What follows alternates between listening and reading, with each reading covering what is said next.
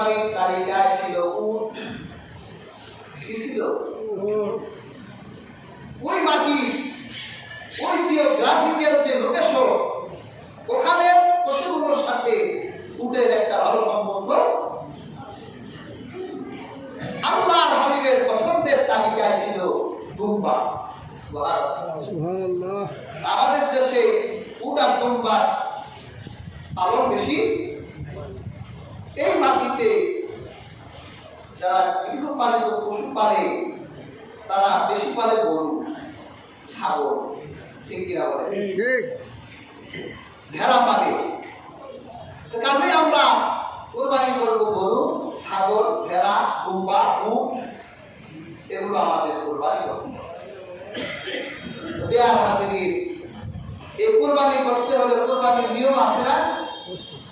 নিয়ম জানতে হলে আগে আগেই তো আসতে হবে।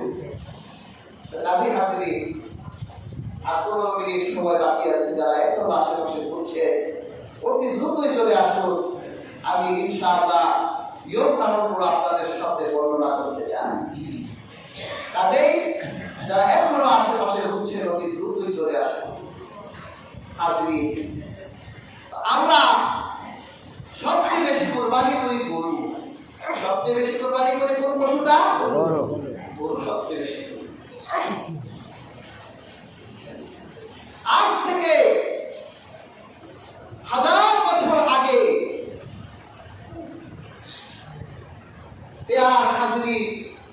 আমাদের এই বাংলা শাসন ছিল হিন্দুদের হাতে। আমাদের পূর্বপুরুষরাও সম্ভবত হিন্দুই। আমরা জানি হিন্দুদের একটা মা আছে। পশুদের মধ্যে হিন্দুদের একটা কি আছে? মা। ঠাকুর তাদের মা।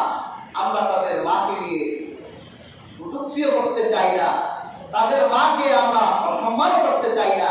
তারা তাদের ইমোশন নিয়ে থাকুক।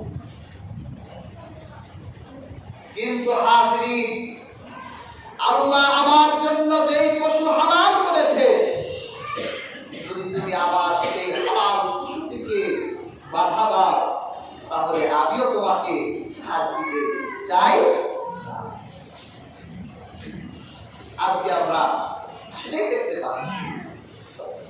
আমরা গরু যত কারণে কোরবানি দেই, তার অন্যতম একটি কারণ হলো গরু কুরবানি হচ্ছে একটা প্রতিবাদের প্রতীক। আজ থেকে 700 বছর আগে আমার মুন্সিগঞ্জে যখন সেন বংশের শাসন চলছিল, এই ঈদের দিন তারা গরু কুরবানি দিতে পারত না এই হিন্দু জমিদারদের অত্যাচার নির্যাতনের কারণে। ওই সময় ঈদের নাম ঈদুল আজহা ছিল না, মানুষ বলতো বক্তা ঈদ, মানে বকরি জবাইয়ের ঈদ। আমরা এখনো বলি বক্তা। এই তাদের নির্যাতনের কারণে একজন গরু জবাই করলো, মোল্লা শেখ অত্যাচার করলো, হত্যা করলো। তার বিষ্ঠা ভেঙে দেওয়ার জন্য সৌদি আরব থেকে আল্লাহর ওলি বাবা আদম শহীদ রহমাতুল্লাহ আলাইহি মুন্সিগঞ্জে এসেছে। এই মাটি পীর আউলিয়াদের মাটি। এই মাটিতে পীর ওলিদের কোরবানি আছে। মোল্লা শেরের সাথে তিনি যুদ্ধ করে শাহাদাত বরণ করে তিনি মোল্লা শেরের বিষ্ঠা ভেঙে দিয়েছে। এই মাটিতে আর বাধা দেওয়ার জন্য কেউ ছিল না, অত্যাচার ছিল না। আবহমান কাল থেকে গরু জবাই হয়ে আসতেছে। তারও 100 বছর পর বর্তমান সিলেটে লোক শাসন চলছিল গোবিন্দ। বোরহানুদ্দিন নিজের ছেলের আকিকা করার জন্য একটা গরু জবাই করেছিলেন। গোবিন্দের অত্যাচার শুরু হলো। বাবার সামনে নিষ্পাপ ছোট্ট শিশুটিকে গলা কেটে, হাত কেটে, পা কেটে টুকরা টুকরা করে দিয়েছে। কেন আমার মাকে হত্যা করবে? একটা দুরন্ত নিষ্পাপ শিশুকে যখন টুকরা টুকরা করে দেওয়া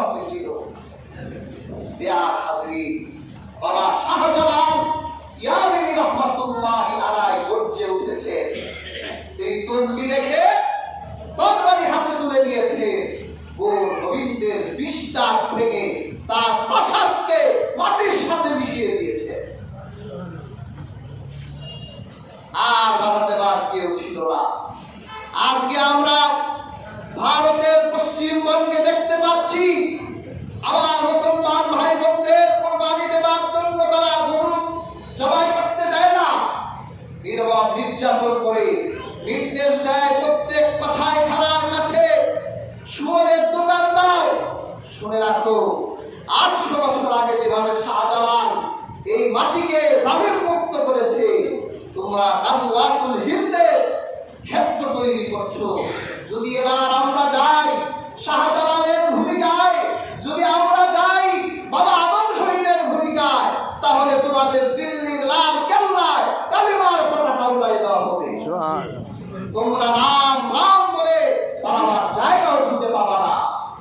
কাজেই হাজিরি, আমাদের ধর্মীয় ইমোশন নিয়ে খেললে আমরাও কাউকে ছাড় দিতে চাই না। তোমরা ভদ্রভাবে বলো, আমরা সম্মান করি। গরু সারা জীবন জবাই না করলেও কোরবানি সমস্যা হবে না, কিন্তু অত্যাচার করলে, আঘাত করলে প্রতিঘাত দেওয়া হবে। কাজেই হাজিরি, আল্লাহ আমাদের জন্য যে পশুগুলো হালাল করেছে, আমরা ওই পশুগুলোর কোরবানি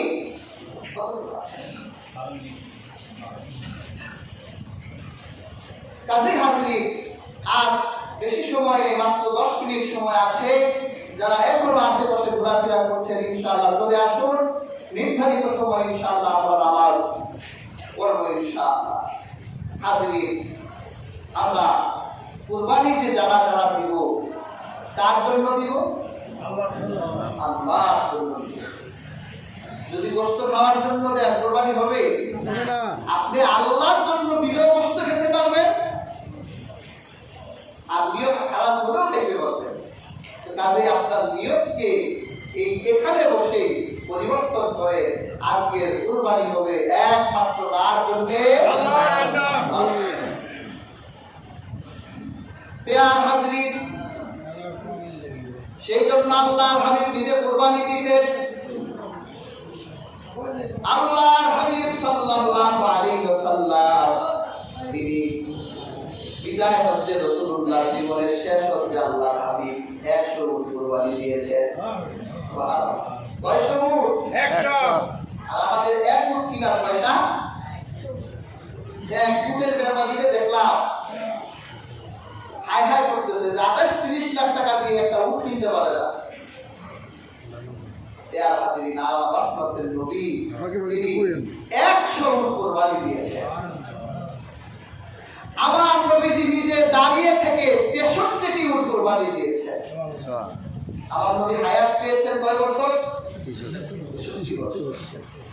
আল্লাহ হাবিব হয়তো এই একমত করেছে, এই জন্য 100 উটে আমার নবী প্রত্যেক বছরের জন্য একটা করে চয়েস করলেন। আমার নবী নিজে 63টা উট কুরবানি দিলেন। আর আমরা হুজুররা 10টা দিয়ে এই হাতও নাড়াইতে পারি না, এই হাতও পড়ে না। এরপর রাসূলুল্লাহ 37টা উট হযরত আলীর কাছে দিলেন। তার মানে বুঝা গেল কুরবানি দিবে, নিজের হাতেও দিতে পারবে, সাহায্য দেওয়ার হাজিরি। আল্লাহ রাসূল সাল্লাল্লাহু আলাইহি সাল্লাম তিনি উট, দুম্বা, ভেড়া, বলি যেগুলো রাসূলুল্লাহ কুরবানি করতে নাম হতো না, আল্লাহর নামে দিতে। যদি কোনো ব্যক্তি মানুষের নামে দেয়, অমুকের নাম, অমুকের নাম, অমুকের নাম, অমুকের নাম, আপনার কুরবানি জায়েজ হবে না, ওই গোশত খাওয়া হারাম। গোশত খাওয়া আল্লাহর নামে হবে। আল্লাহর হাবিব তিনি কুরবানি দিতেন, রাসূলুল্লাহ বলতেন আল্লাহুম্মা তাকাব্বাল মিনকা, আল্লাহ আপনার নামে অমুকের পক্ষ থেকে, আমি মুহাম্মদ রাসূলুল্লাহ পক্ষ থেকে, সুবহানাল্লাহ, আমার পরিবারের পক্ষ থেকে। রাসূলুল্লাহ বলতেন, এক হাদিসে আসছে আল্লাহ হাবিব বলে আমার উম্মতের পক্ষ থেকে, সুবহানাল্লাহ। কাজে হাজির, কোন নাম টাম কিছু লাগবে না, আপনার মনে নিয়ত আছে, আপনি বলবেন আল্লাহর নামে আল্লাহু আকবার। মুরগি জবাই করতেও যেই দোয়া, গরু জবাই করতেও একই দোয়া। তবে রাসূলুল্লাহ হাদিসে এসেছে, রাসূলুল্লাহ কিছু শব্দ বলতেন, ইন্নী ওয়াজহাতু ওয়াজহিয়া লিল্লাযী ফাতারাস সামাওয়াতি ওয়াল আরদ, হানিফা ওয়া মা আনা মিনাল মুশরিকিন। রাসূলুল্লাহ বলতেন, কুল ইন্না সালাতি ওয়া নুসুকি ওয়া মাহইয়ায়া ওয়া মামাতি লিল্লাহি রাব্বিল আলামিন। আল্লাহ রাসূল কিছু দোয়া করতেন। কাজী হাজরিন, আমরা আল্লাহর নামে কুরবানি দিব।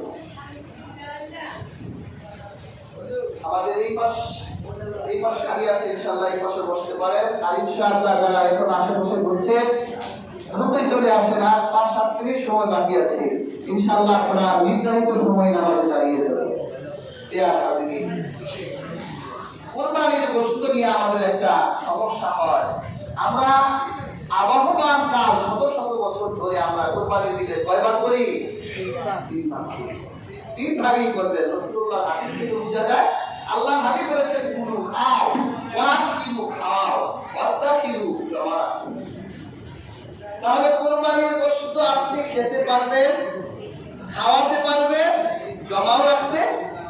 এক হাদিসে রাসূলুল্লাহ 3 দিনের কথা বলেছিলেন। কেন? ওই সময়ে খুব দুর্ভিক্ষ হচ্ছিল। আল্লাহ রাসূল বলেছেন, তোমরা 3 দিনেরটা রেখে বাকিগুলো মানুষের মধ্যে বিতরণ করে দাও, যাতে কেউ অভুক্ত না থাকে।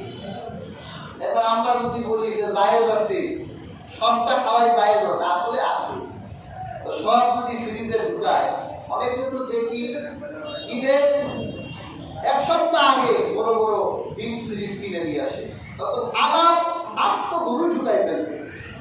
কাজে হাজরিন, আমাদের আবহমান কাল থেকে যে ইনফেকশন আছে, আমরা এটাই ধরে রাখবো, আমরা নিজেরা খাবো, আমরা খাওয়াবো। কাকে খাওয়াবো? আমার আত্মীয়কে খাওয়াবো, আমার প্রতিবেশীকে খাওয়াবো, আমার পরিচিতদের খাওয়াবো, দরিদ্র ভাইদের খাওয়াবো, ধনী ভাইদের খাওয়াবো, সবাইকে খাওয়াবো, গিফট দিব। কিন্তু আমার একটা ফকিরের ভাগ করে দেয়, এই নামটা খুব খারাপ। একটা ভাগের নাম দেয়, একটা মোটামের বস্তু, ফকিরের ভাগ। আরে মিয়া, আল্লাহ মেহমানদারি করবে, আপনি এটার নাম এত খারাপ দিলেন কেন? আপনি হাদিয়া করবে, আপনি গিফট দিবে, আপনি দরিদ্রদের দিবে, আপনি ধনীদের দিবে, প্রতিবেশীকে দিবে, আত্মীয়দের দিবে, সবাইকে দিবে। কাজী হাজিরিন, আমরা যেভাবে ভাগ করে আসি এভাবেই ভাগ করবো, এভাবেই দিব।